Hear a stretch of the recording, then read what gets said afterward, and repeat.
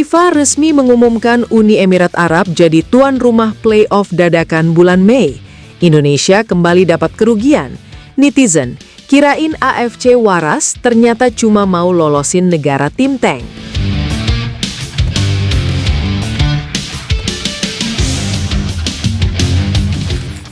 Keputusan ini akhirnya dikunci oleh FIFA. Dan seperti yang sudah bisa ditebak, alih-alih jadi solusi, justru jadi awal dari gelombang kontroversi baru. Playoff yang tadinya dianggap jalan darurat untuk mengisi slot kosong, sekarang berubah jadi panggung perdebatan soal keadilan. Karena satu hal langsung jadi sorotan, kenapa harus Uni Emirat Arab? Kalau kita bedah pelan-pelan, alasan yang paling sering dipakai itu klasik, fasilitas. Uni Emirat Arab memang punya infrastruktur sepak bola yang jauh lebih siap dibanding kandidat lain seperti Oman atau bahkan Indonesia.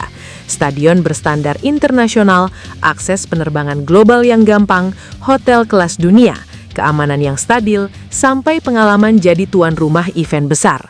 Semua checklist itu ada. Di atas kertas, ini keputusan yang masuk akal. Tapi masalahnya, sepak bola nggak cuma soal kertas. Karena begitu lokasi diumumkan, reaksi publik langsung berubah jadi satu arah, curiga. Banyak yang mulai mempertanyakan apakah ini murni soal fasilitas atau ada faktor lain yang lebih halus.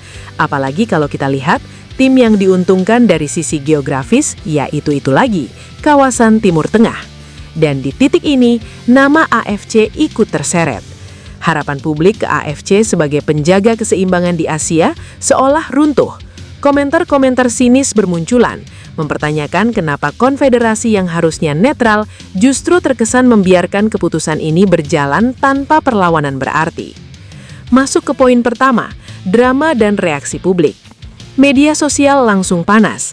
Narasi yang muncul bukan lagi sekedar kritik, tapi sudah masuk ke ranah tuduhan. Ada yang bilang ini settingan halus. Ada yang bilang ini bukan playoff, ini seleksi wilayah. Bahkan ada yang terang-terangan bilang Indonesia cuma jadi pelengkap, bukan benar-benar pesaing. Dan ini berbahaya, karena ketika publik sudah kehilangan kepercayaan sebelum pertandingan dimulai, maka apapun hasilnya nanti akan selalu dianggap tidak murni. Menang pun bisa dibilang kebetulan. Kalah apalagi, langsung jadi bukti bahwa sistemnya memang tidak adil sejak awal. Poin kedua, keuntungan Uni Emirat Arab dan tim kawasan. Main di UEA bukan sekedar main di stadion netral. Ini tentang cuaca panas khas Timur Tengah, kelembapan yang beda, kondisi lapangan yang familiar, sampai dukungan supporter yang meskipun tidak resmi, tetap condong ke tim regional. Belum lagi faktor adaptasi. Tim seperti Indonesia harus datang lebih awal, menyesuaikan diri, dan itu semua makan waktu serta energi. Sementara tim-tim Timur Tengah, mereka sudah hidup di kondisi itu. Ini bukan teori, ini realitas sepak bola. Dan kalau kita jujur, di level pertandingan krusial seperti ini, detail kecil bisa jadi pembeda besar. Dan kalau ditarik lebih jauh, ini bukan kejadian pertama.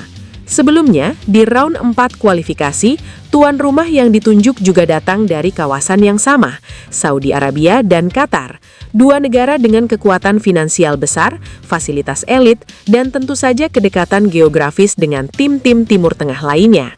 Jadi ketika sekarang playoff kembali diberikan ke Uni Emirat Arab, publik mulai melihat pola. Apakah ini kebetulan? Mungkin. Tapi kalau terjadi berulang, wajar kalau orang mulai menganggap ini sebagai arah kebijakan. Dan disinilah skeptisisme makin kuat. Poin ketiga, peluang Indonesia yang secara realistis sangat kecil. Kalau dihitung kasar dan realistis, peluang Indonesia di skenario ini mungkin cuma 2%. Kedengarannya kejam, tapi justru itu yang bikin narasinya kuat.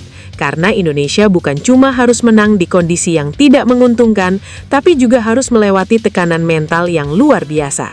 Dan seandainya, ini kalau Indonesia berhasil lolos dari playoff Asia, ceritanya belum selesai. Masih ada satu tembok terakhir, menghadapi pemenang dari zona UEFA.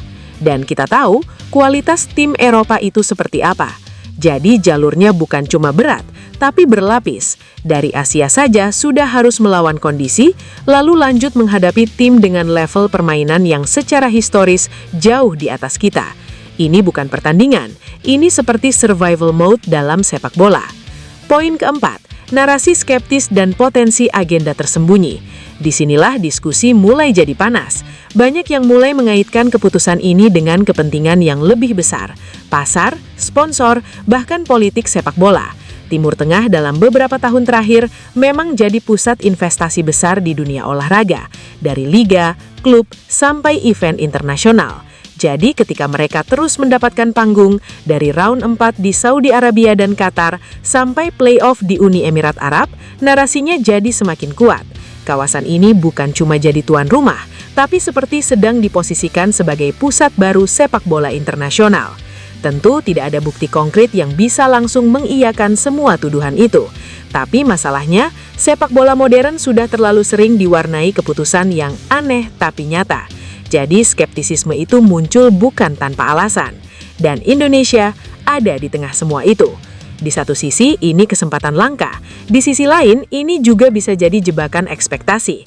Karena kalau gagal, narasi dirugikan akan terus dipakai. Tapi kalau menang, itu bisa jadi salah satu cerita terbesar dalam sejarah sepak bola Indonesia. Jadi sekarang semuanya kembali ke lapangan. Apakah ini benar-benar sistem yang tidak adil? Atau justru ini panggung bagi Indonesia untuk membuktikan bahwa bahkan dalam kondisi paling tidak menguntungkan sekalipun, mereka tetap bisa melawan. Karena kalau sampai Indonesia benar-benar lolos dari skenario seperti ini, ceritanya bukan lagi soal sepak bola, tapi tentang melawan kemungkinan yang hampir mustahil. Wah, gimana pendapat kalian guys? Setuju nggak kalau Uni Emirat Arab menjadi tuan rumah di babak playoff dadakan ini? Jangan lupa tinggalin komentar kalian di bawah ya.